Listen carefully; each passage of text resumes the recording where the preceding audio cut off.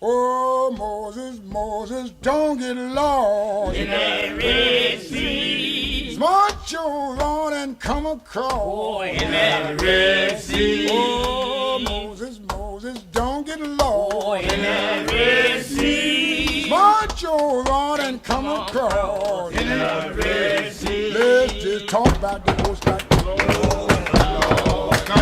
Let's talk about the Most High. Let's just talk about the Most High.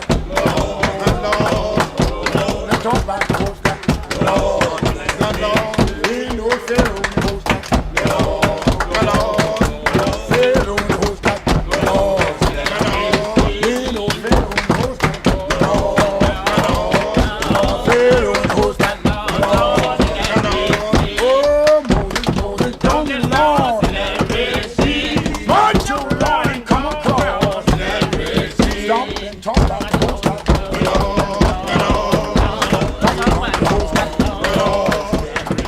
Stop and talk about the Most High. There was an underground that we once ran. Follow the star that leads us north. There is a path to freedom. Follow the drinking gourd. We danced our way and cried. We fought off the tears in our eyes. Our fears we claimed as lies. And we proclaimed, let our dreams never die. Brown woman with infinite, ancient soul, you ran to freedom. Then you went back, fearlessly carried salvation on your back. Red and white stripes of sacrifice. Brown woman with infinite, ancient soul, resting in spells of divinity. The mighty hand guiding the way. Protection in the darkest of night and the lightest of day. Brown woman with infinite, ancient soul. Mama Moses will guide the way. I wrote this poem to accompany my art piece, Mama Moses Will Guide the Way. As an ancestor of Harriet Tubman, this piece is a reflection of who I am. It is also a reminder to myself of my identity and the strength and fortitude that exist within me. Just prior to the creation of Mama Moses Will Guide the Way, I was facing great frustration and feelings of despair. I climbed my way out through this art piece. For me, self-care involves making things. Healing involves getting my hands dirty. Harriet Tubman, aka Araminta Ross, was a fearless combatant against injustice, ready to die for the salvation of her people, and yet so full of faith in her Creator. Harriet Tubman's journey evokes in me the biblical story of Shadrach, Meshach, and Abednego.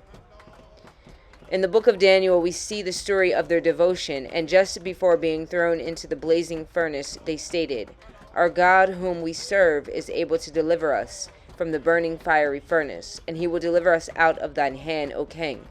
But if not, be it known unto thee, O king, that we will not serve thy gods nor worship the golden image which thou hast set up."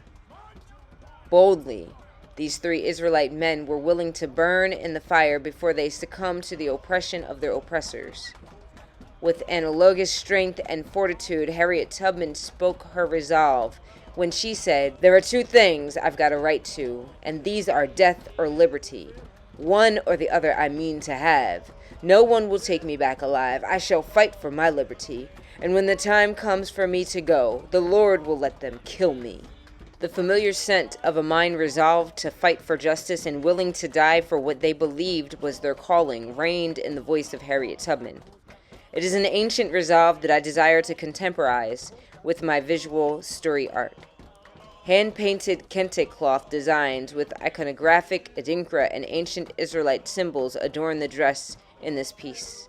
A menorah as the heritage of many in the diaspora, continuing the traditions of redemption and salvation found in the Torah.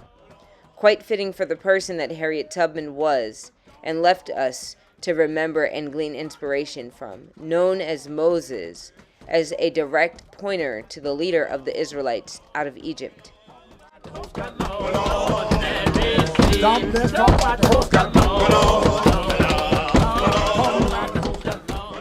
The first I will explain is the Adinkra symbol Ginyame, which means except for God, and is a symbol of the supremacy of God.